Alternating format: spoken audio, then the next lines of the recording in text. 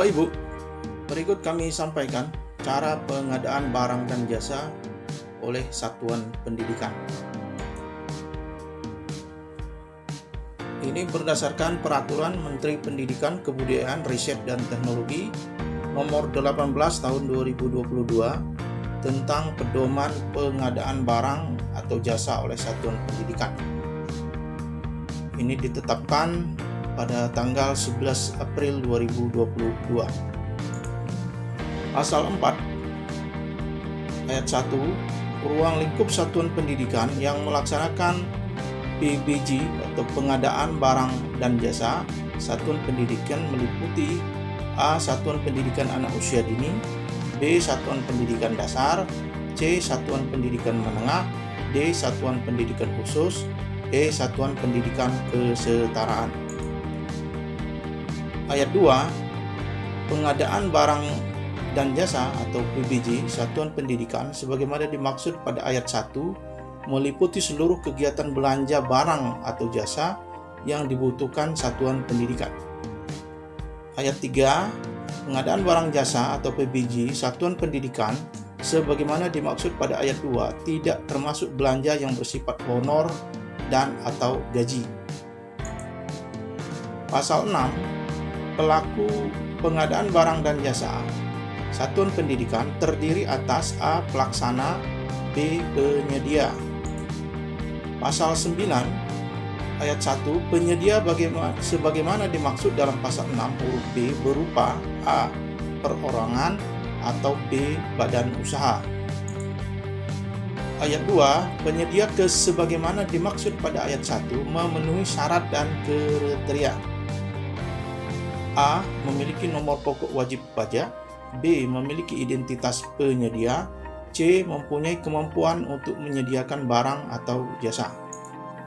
Ayat 3, selain syarat dan kriteria sebagaimana dimaksud pada ayat 2, pengadaan barang dan jasa satuan pendidikan melalui sistem informasi pengadaan satuan pendidikan harus memenuhi syarat dan kriteria sebagaimana tercantum dalam sistem informasi pengadaan satuan pendidikan.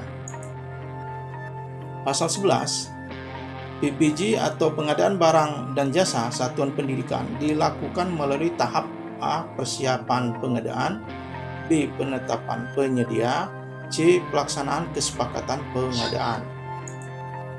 Pasal 12 ayat 1, persiapan pengadaan sebagaimana dimaksud dalam pasal 11 huruf A merupakan kegiatan untuk menetapkan dokumen perencanaan pengadaan barang dan jasa satuan pendidikan. Ayat 2, dokumen perencanaan pengadaan barang dan jasa satuan pendidikan sebagaimana dimaksud pada ayat 1 paling sedikit berisi A. Jumlah barang atau jasa, B. Spesifikasi atau ruang lingkup barang dan jasa, C. Waktu dan lokasi serah terima, D. Alokasi anggaran, dan E. Persyaratan penyedia. Ayat 3, persiapan pengadaan sebagaimana dimaksud pada ayat 1 dapat dikecualikan terhadap pengadaan barang atau jasa yang bernilai paling banyak 1 juta rupiah. Pasal 13 ayat 1, persiapan dokumen perencanaan pengadaan barang dan jasa satuan pendidikan sebagaimana dalam pasal 12 ayat 2 dilakukan oleh pelaksana berdasarkan A. Kebutuhan barang atau jasa satuan pendidikan, B. Rencana kegiatan dan anggaran satuan pendidikan. Ayat 2, rencana kegiatan dan anggaran satuan pendidikan sebagaimana dimaksud pada ayat 1 huruf B merupakan perencanaan yang dilakukan melalui sistem aplikasi rencana kegiatan dan anggaran satuan pendidikan yang disediakan kementerian. Pasal 14 ayat 1, penetapan penyedia sebagaimana dimaksud dalam pasal 11 huruf B meliputi A. Pemilihan dan penetapan calon penyedia, B. Pembuatan kesepakatan pengadaan. Ayat 2, penetapan penyedia sebagaimana dimaksud pada ayat 1 dilakukan oleh pelaksana berdasarkan dokumen perencanaan pengadaan barang dan jasa satuan pendidikan. Pasal 15 ayat 1, pemilihan dan penetapan calon penyedia sebagaimana dimaksud dalam pasal 14 ayat 1 huruf A untuk pengadaan barang atau jasa yang bernilai di atas 200 juta rupiah harus dilakukan melalui perbandingan harga dan kualitas barang atau jasa paling sedikit 3 calon penyedia. Ayat 2, dalam hal jumlah calon penyedia terbatas dan hanya terdapat 2 calon penyedia, maka perbandingan harga dan kualitas barang atau jasa sebagaimana dimaksud pada ayat 1 dapat dilakukan 2 calon penyedia.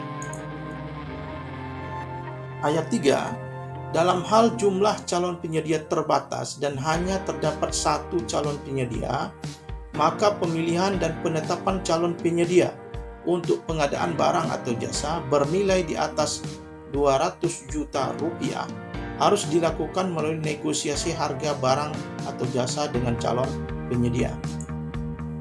Pasal 16 ayat 1, pemilihan dan penetapan calon penyedia sebagaimana dimaksud dalam pasal 14 ayat 1 huruf A untuk pengadaan barang atau jasa yang bernilai di atas 50 juta rupiah sampai dengan 200 juta rupiah harus dilakukan melalui perbanding harga dan kualitas barang atau jasa paling sedikit dengan 2 calon penyedia.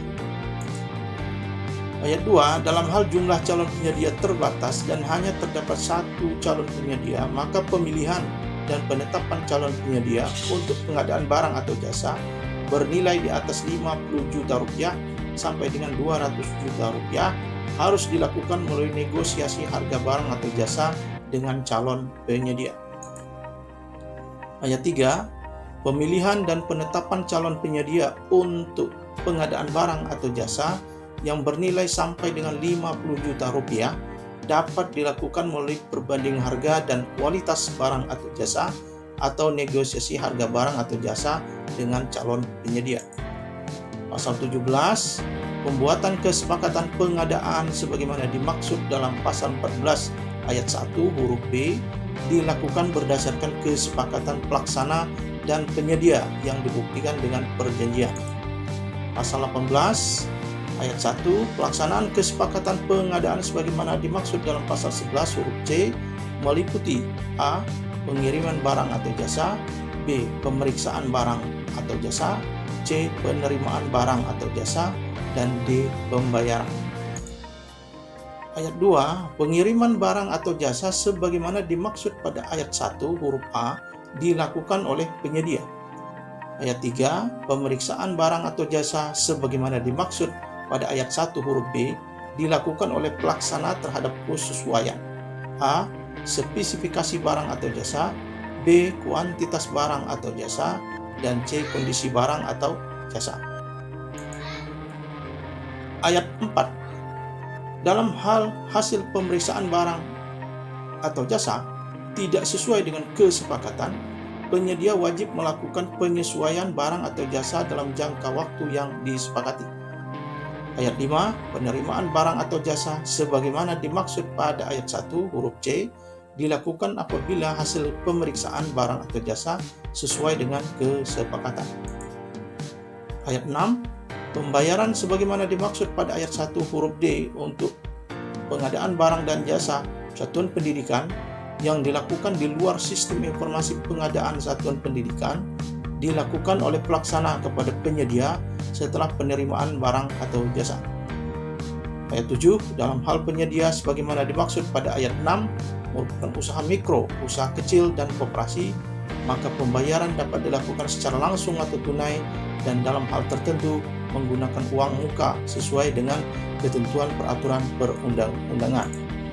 Pasal 20, biaya yang timbul akibat dari ketidaksesuaian barang atau jasa sebagaimana dimaksud dalam pasal 18 ayat 4 merupakan tanggung jawab penyedia. Pasal 24 ayat 1, pengadaan barang dan jasa satuan pendidikan dapat dilaksanakan di luar sistem informasi pengadaan satuan pendidikan terhadap A. Barang atau jasa yang tidak memenuhi kriteria sebagaimana dimaksud dalam pasal 23 ayat 2, atau B. Barang habis pakai dengan nilai transaksi paling banyak 1 juta rupiah. Ayat 2, selain barang atau jasa sebagaimana dimaksud pada ayat 1, pengadaan barang dan jasa satuan pendidikan dapat dilaksanakan di luar sistem informasi pengadaan satuan pendidikan apabila satuan pendidikan belum memiliki koneksi internet. Pasal 25 ayat 1, pelaksanaan pengadaan barang dan jasa satuan pendidikan harus disertai dengan bukti pengadaan barang dan jasa satuan pendidikan. Ayat 2, bukti pengadaan barang dan jasa satuan pendidikan sebagaimana dimaksud pada ayat 1 meliputi A. Dokumen perencanaan pengadaan barang dan jasa satuan pendidikan, B. Dokumen hasil perbandingan, C. Dokumen hasil negosiasi, D. Surat pemesanan, E. Surat hasil pemeriksaan barang atau jasa, F. Berita acara serah terima, dan G. Bukti pembayaran. Ayat 7, bukti pembayaran. A. Bukti pembayaran untuk pengadaan barang dan jasa satuan pendidikan dengan nilai sampai dengan 10 juta rupiah menggunakan nota pembelian atau pembayaran. Yang B. Bukti pembayaran untuk pengadaan barang dan jasa satuan pendidikan dengan nilai lebih besar dari 10 juta rupiah sampai dengan 50 juta rupiah menggunakan kwitansi. C. Bukti pembayaran untuk pengadaan barang dan jasa satuan pendidikan dengan nilai lebih besar dari 50 juta rupiah menggunakan bukti pembayaran sesuai dengan ketentuan peraturan perundang-undangan. Demikianlah informasi yang diberikan, semoga bermanfaat. Terima kasih.